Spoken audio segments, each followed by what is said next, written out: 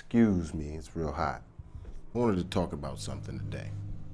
And I wanted to talk about it for quite some time now because it's been on my heart for quite some time. Relationships, premarital sex, kids.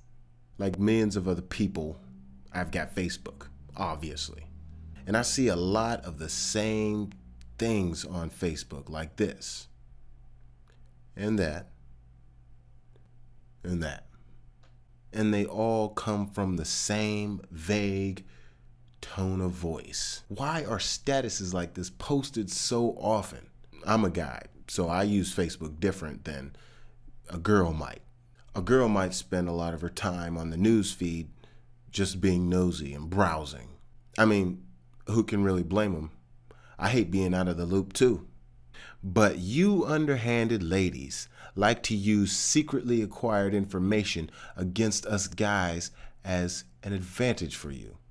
Facebook should be called, when you read this, you'll have something to talk about on the plane, bus, and hairdresser. You can also find pointless reasons to start an argument. Book. Guys, on the other hand, we tend to look at pictures. I mean, let's be 100% honest. What guy do you know doesn't like to look at pictures of females? As a matter of fact, I just subscribed to a couple pretty cool pages, if you know what I mean. Links in the description. But when I do just browse the timeline just to read and be nosy, I feel like I just read the most saddest thing in the world. Kendrick Lamar said it, and I'm gonna let him say it again. That's why I'd rather stay more informed on pictures and videos. It's a lot less sad. I'm sorry to all the people who aren't needy and vague about their Facebook statuses. But for those who are, you know who you are. Stop it. Ain't nobody got time for that. All that attention seeking will definitely get you attention, but might be the attention that you don't want. Ever get those creepy random messages from random guys, ladies? Yeah, there's probably a reason for that. Well, maybe it wouldn't happen if you didn't keep posting pictures of dead ass and every status makes it sound like any guy can please you. This brings me to my second topic, premarital sex. Share this video if you're a virgin. I challenge you. Come to think of it, this video ain't going nowhere. Getting back on track. The internet has created a whole new social experience for the younger generations. You don't have to go to someone's house to talk to them and to be their friend. You can just Facebook them, which is cool, don't get me wrong. But in tandem with the topic about needy, vague posts that I talked about earlier, might as well walk down the halls of school with a shirt that says, "Love me. I need attention." Those people who are gonna see that shirt, they will try to fulfill your desire of love and affection. Long story short, you have sex. But you don't just have premarital sex. You have premarital sex with someone that you don't even really know.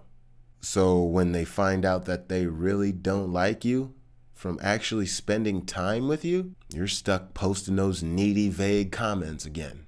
It's your responsibility to take care of yourself and anything and anyone that happens to you or comes at you, respectively, if you like to flaunt your promiscuity.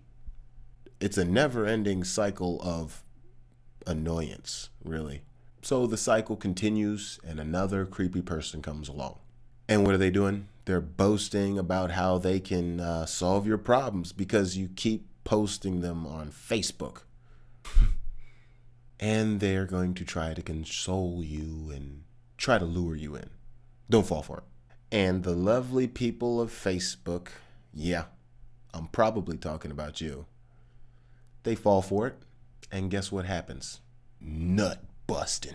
I've developed a formula. Check it out. Lonely, needy statuses equals random message. Random message plus reply equals intense conversation. Intense conversation equals emotional response. Emotional response plus pictures equals desire. Desire eventually manifests itself and it becomes action. Desire equals nut busting. I can't say that I'm a saint. I've had my share of premarital sex, but one thing I don't have is kids. To those who are mature, responsible, please disregard this following message. It's not for you. I'm not talking about you. Facebook has become a haven for youngsters to express themselves in the way they see fit. So this is why your newsfeed is probably populated with 9,000 pictures of babies that you don't even know. Want to know why? Because these youngins love Facebook so much. They post everything. And let's not forget, these are the same kids posting those annoying, vague status updates, booty pictures. Oh yeah, let's not forget the money flaunt. What you flexing for? What has happened to the children of the world?